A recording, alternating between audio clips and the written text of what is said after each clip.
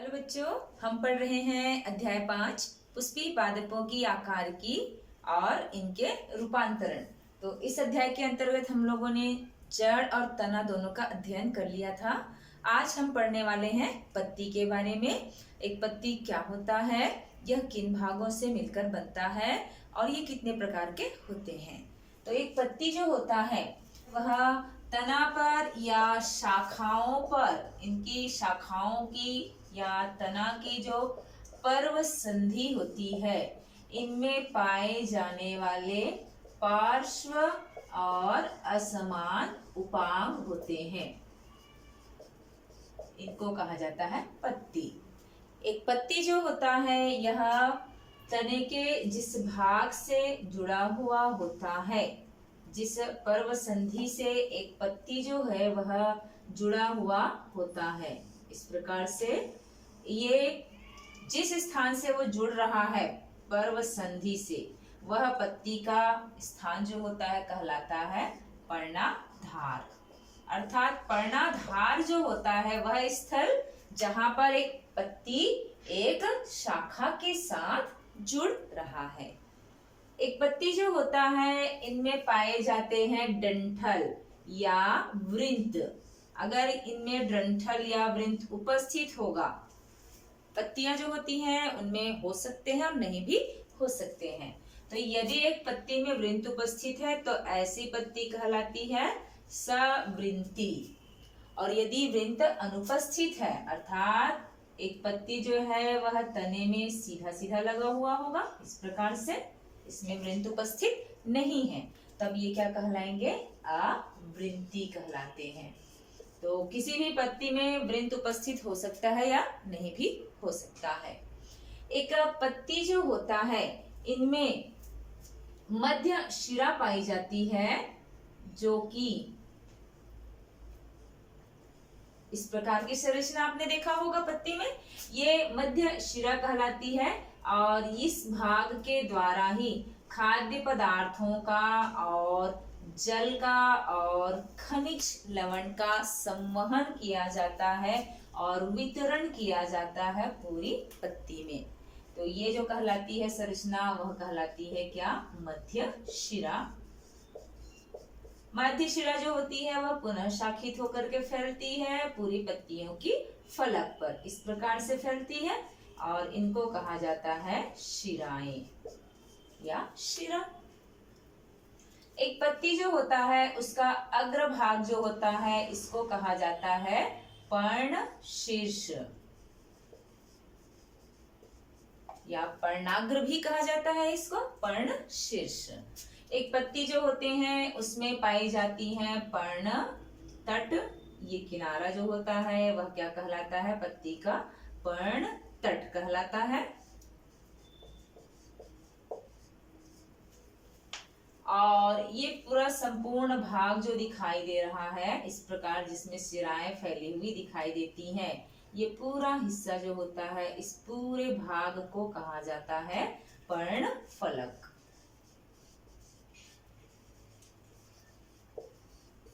तो इस प्रकार से एक पत्ती जो होता है इसके विभिन्न भाग जो होते हैं, ये सब संरचनाएं मिलकर के एक पत्ती का निर्माण करते हैं। पौधों में पत्ती जो होती है वह हरे रंग की संरचना होती है, क्योंकि इसमें पर्णहरिम या क्लोरोफिल उपस्थित होता है और इसी के कारण पत्ती जो होती है वह प्रकाश संश्लेषण करके भोजन का निर्माण करती है। एक पौधे में जो पत्ती होती है उनमें जो इनका फलक होता है, पर्ण फलक जो होता है, इनमें ये शिराएं जो होती हैं जिस प्रकार से यह व्यवस्थित होती है, तो इसी को कहा जाता है शिरा विन्यास। अर्थात मध्य शिरा और उसकी जो शाखाएं होती है जो पर्ण फलक पर व्यवस्थित होती है, एक साथ मिलकर बनाती है शिरा विन्यास। तो पर्ण फलक में शिराओं का विन्यास जो होता है वह दो प्रकार का होता है। एक कहलाता है जालिकावत शिरा विन्यास और दूसरा कहलाता है समानांतर शिरा विन्यास। जालिकावत शिरा विन्यास जो होता है, नाम से स्पष्ट हो रहा है, जालनुमा संरचना बनाती है जब मध्य शिरा पर्ण फलक पर फैलती है। जैसे हम एक ड्रा कर लेते हैं पत्ती, चलिए तो ये एक पत्ती हमने बना लिया इस प्रकार से।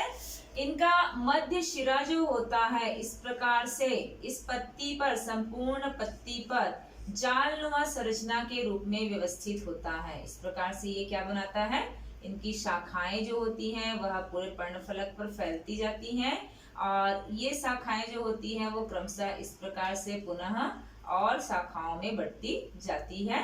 यही शाखाएं जो होती हैं आपस में इस प्रकार से व्यवस्थित हो जाती है कि पूरा का पूरा फलक जो होता है इनमें क्या दिखाई दे रहा है, जालनुमा संरचना के रूप में ये दिखाई दे रहे हैं। तो इस प्रकार से ये क्या बना रहा है, पर्णफलक जो है उसमें पूरे जाल के समान संरचनाएं दिखाई दे रही हैं। तो यही क्या कहलाता है, जालिकावत शिरा विन्यास कहलाता है। जालिकावत शिरा विन्यास जो होता है, आपने आम की पत्ती देखा होगा, पीपल की पत्ती देखा होगा, जामुन की पत्ती देखा है, कॉमन पत्तियां हैं आपने देखा है। ये पत्तियां जो होती हैं इनमें पाई जाती है जालिकावत शिरा विन्यास। जालिकावत शिरा विन्यास जो है यह द्विबीजपत्री पत्तियों की विशेषता होती है। ये जालिकावत शिरा विन्यास जो होता है यह पुनः दो प्रकार में बांटा जाता है इसको। एक कहलाता है एक शिरीय जालिकावत शिरा विन्यास और दूसरा कहलाता है बहुशिरीय जालिकावत शिरा विन्यास। एक शिरीय जालिकावत शिरा विन्यास जो होता है इसमें क्या होता है, केवल एक मध्य शिरा होता है। इस प्रकार के शिरा विन्यास में एक मध्य शिरा होता है और इन्हीं से शाखाएं जो होती हैं वो क्या होती हैं, पूरे फलक में व्यवस्थित होती है। तो ये कहलाते हैं एक शिरीय जालिकावत शिरा विन्यास। दूसरा कहलाता है बहुशिरीय। बहुशिरीय जो होते हैं इसमें मुख्य शिरा जो होता है तो इनसे क्या होता है, ये मध्य शिरा जो होता है वो क्या हो जाता है, वृंत वाले क्षेत्र से ही ये बहुत सारी समान शाखाओं में क्या हो जाती है, बट जाती है इस प्रकार से और पूरे पर्णफलक पर क्या हो जाती है, फैल जाती है। तो अब यहाँ पर एक ही मध्य शिरा उपस्थित नहीं है, एक से अधिक मध्य शिरा इसमें उपस्थित है। तो इसे कहा जाता है क्या, बहुशिरीय जालिकावत शिरा विन्यास। प्रत्येक से इस प्रकार से जालनुमा संरचना होंगी और ये पूरे के पूरे फलक पर क्या होंगी, इस प्रकार से व्यवस्थित रहती है। तो ये कहलाती है बहुशिरीय जालिकावत शिरा विन्यास। इसका एग्जाम्पल अगर आप देखें, बेर है या कपास है। समानांतर शिरा विन्यास वह शिरा विन्यास होता है जिसमें शिराएं जो होती हैं वे पर्णफलक पर कुछ इस प्रकार से व्यवस्थित होती हैं कि वो एक दूसरे के समानांतर फलक पर फैली हुई होती हैं। तो समानांतर शिरा विन्यास जो होते हैं, जैसे आप एग्जाम्पल देखेंगे केले का, केले की पत्ती अगर आपने देखा होगा तो देखिएगा इसमें कुछ इस प्रकार से ये इनका जो मध्य शिरा जो होता है वह मोटा होता है और यह पत्ती के बीचों बीच में स्थित होता है इस प्रकार से, और इन्हीं से समानांतर शिराएं जो होती हैं वह पूरे फलक में फैली हुई होती है इस प्रकार से। ये एक दूसरे के साथ जालनुमा संरचना का निर्माण नहीं करती हैं, तो इस प्रकार फैली हुई होती है, इसको कहा जाता है समानांतर शिरा विन्यास। ये समानांतर शिरा विन्यास जो होते हैं ये भी दो प्रकार के होते हैं, इसमें भी ये दो प्रकार के होंगे और ये एक दो प्रकार जो है वही है बिल्कुल जैसे जालिकावत में था, एक शिरीय और बहुशिरीय, एक शिरीय व बहुशिरीय। एक शिरीय जो होता है इसमें पुनः यहाँ पर क्या हो रहा है, एक मुख्य शिरा है और इनसे ये मुख्य शिरा हो गया और इनसे क्या निकली हुई है, शाखाएं पूरे फलक में फैली हुई होती है इस प्रकार से। ये कहलाते हैं क्या, एक शिरीय समानांतर शिरा विन्यास। इसका एग्जाम्पल देखेंगे तो हम केला। बहुशिरीय जो होता है उसमें क्या हो जाता है, अब ये मुख्य शिरा जो होता है वो बहुत सारी शाखाओं में बट जाता है। जैसे उदाहरण देखेंगे हम तो धान, धान का पौधा जो है, इसकी पत्ती देखी है आपने, तो धान की पत्ती जो होती है वह उसमें बहुत सारी शिराएं जो होती हैं, मुख्य शिरा जो होती है वही क्या हो जाती है, शाखाओं में बढ़ जाती है इस प्रकार से, और प्रत्येक जो होती है वह मोटी मोटी शाखाओं में इस प्रकार से पूरे पर्णफलक पर फैली हुई होती है, ये इस प्रकार से। तो ये क्या कहलाती है, बांस की पत्ती देखी होगी आपने, तो बांस की पत्ती जो है ये भी किसका उदाहरण है, बहुशिरी समानांतर शिरा विन्यास का उदाहरण है। तो धान है या बांस है।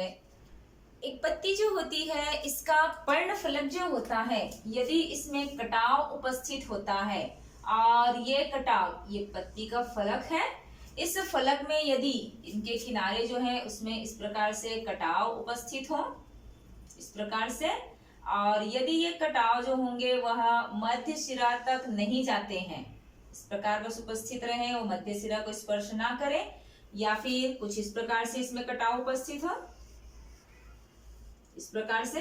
अब ये कटाव जो है वो पर्णफलक का कटाव जो है वो मध्य शिरा तक नहीं पहुंच पाया है, जिसके कारण ये पूरी की पूरी पत्ती जो है वो एक इकाई के रूप में दिखाई दे रही है।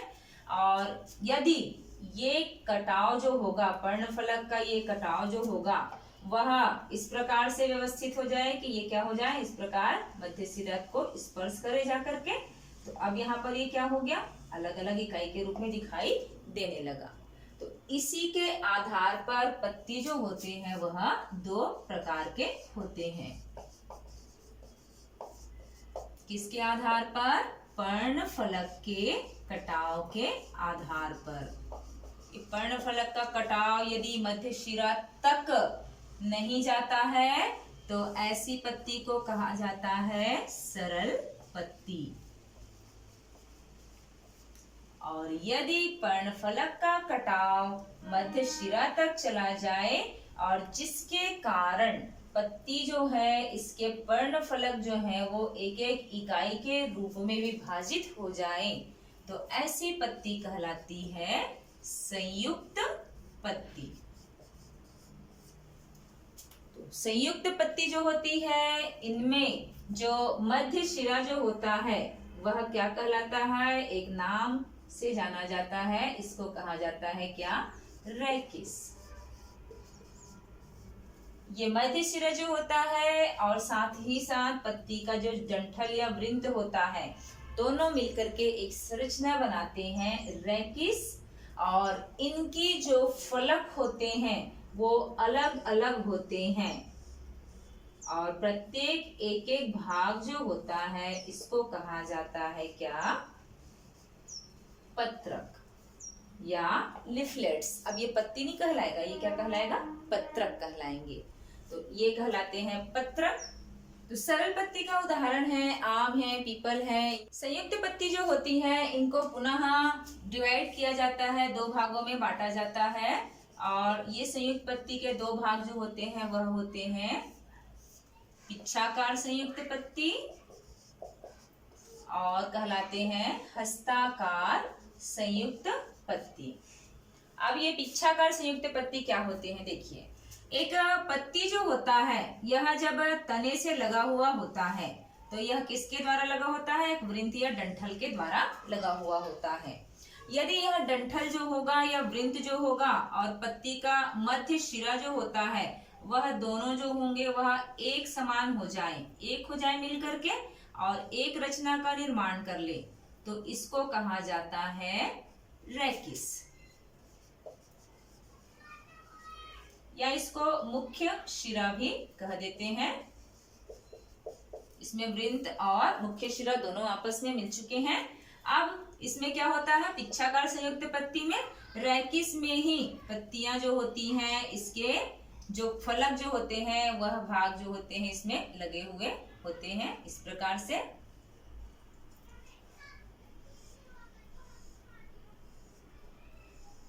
तो ये भाग जो होते हैं, एक एक संरचनाएं जो होती हैं वो क्या कहलाती हैं, पत्रक या पर्णक कहलाती हैं।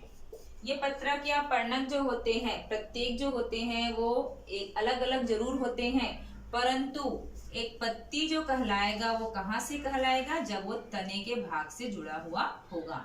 अर्थात इतना पूरा हिस्सा जो होगा वही एक पत्ती कहलाएगा। बाकी संरचनाएं जो होंगी वो क्या कहलाएंगी? पत्रक या पर्णक कहलाती है। ये जो संयुक्त पत्ती होती है इनमें यहाँ पर कक्षस्थ कलिकाएं उपस्थित होंगी, न कि इन हिस्सों में होती हैं।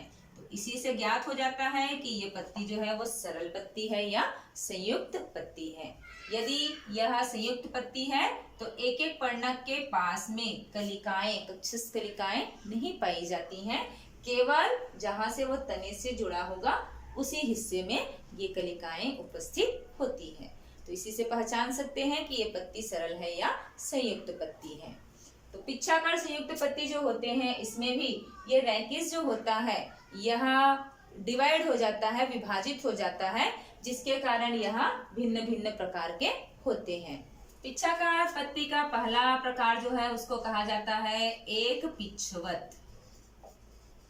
एक पिच्छवत पिच्छाकार संयुक्त पत्ती क्या होता है? वह पत्ती जिसमें क्या होता है? एक ही रैकिस उपस्थित होता है। ये तना है, मान लीजिए इस भाग से ये पत्ती जो है वो जुड़ी हुई है, इसमें केवल एक रैकिस उपस्थित होगा और इसी में पर्णक जो है वो क्या रहेंगे? लगे हुए होंगे। इस प्रकार से जैसे आपने गुलाब का देखा होगा या इमली है, इमली में देखा होगा, या अशोक है, इनमें इस प्रकार से पत्ती जो होती है वह व्यवस्थित होती है। तो केवल एक मुख्य अक्ष या रैकिस उपस्थित होता है तो कहलाता है एक पिच्छवत। दूसरा है द्विपिच्छवत। द्विपिच्छवत का मतलब क्या हो गया? ये मुख्य शिरा जो है वह दो भागों में बट जाता है। दो भागों में कैसे?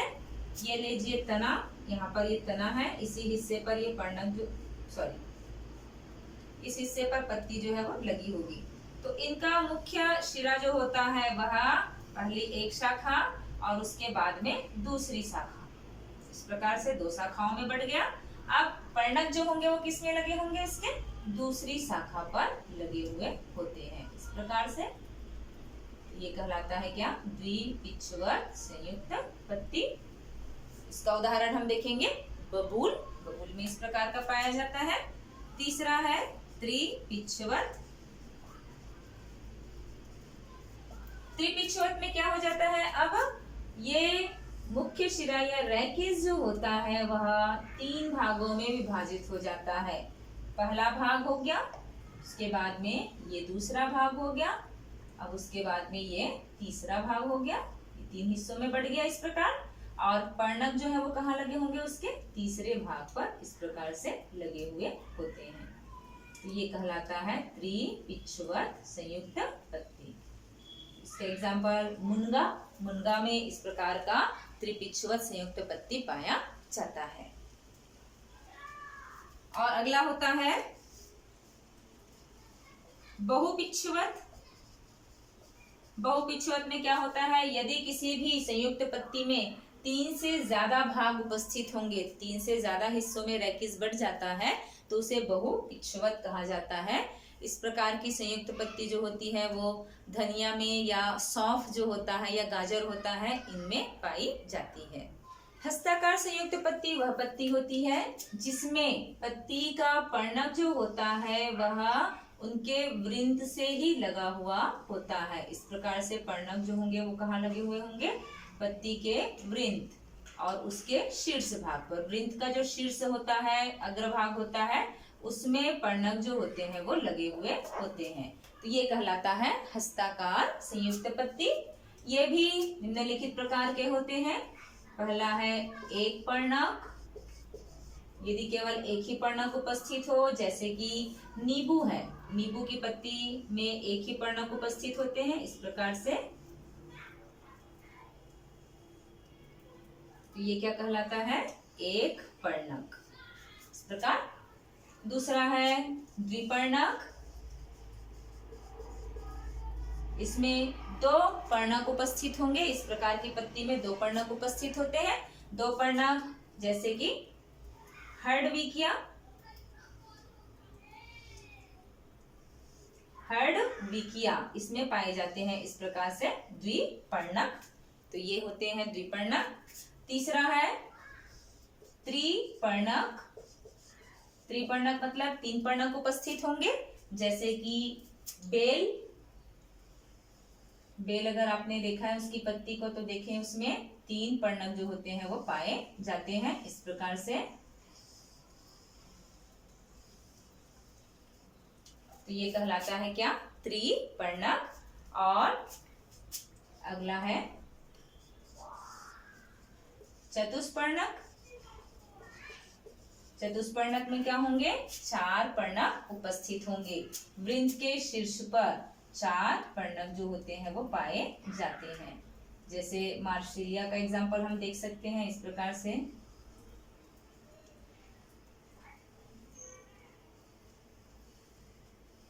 इस प्रकार तो एक ही स्थान पर 4 पर्णक उपस्थित होंगे, ये कहलाएगा चतुष्पर्णक। अब 4 से यदि अधिक पर्णक उपस्थित होंगे तब ये क्या कहलाएंगे? बहुपर्णक कहलाते हैं। एक ही स्थान से 4 से अधिक पर्णक उपस्थित हो तो ये हो जाते हैं क्या? बहुपर्णक। इसका उदाहरण है सेमल। सेमल की पत्ती जो होती है इनमें इस प्रकार से बहुपर्णक पत्तियां जो होती है वो पाई जाती हैं। ये इस प्रकार, तो ये इस वाले स्थान से ही एक पूरी पत्ती कहलाती है। ये पूरे हिस्से जो होते हैं वो क्या कहलाते हैं? इसके पर्णक कहलाते हैं। तो इस प्रकार से संयुक्त पत्ती जो होती है वो पिच्छाकार व हस्ताकार में विभाजित रहती है।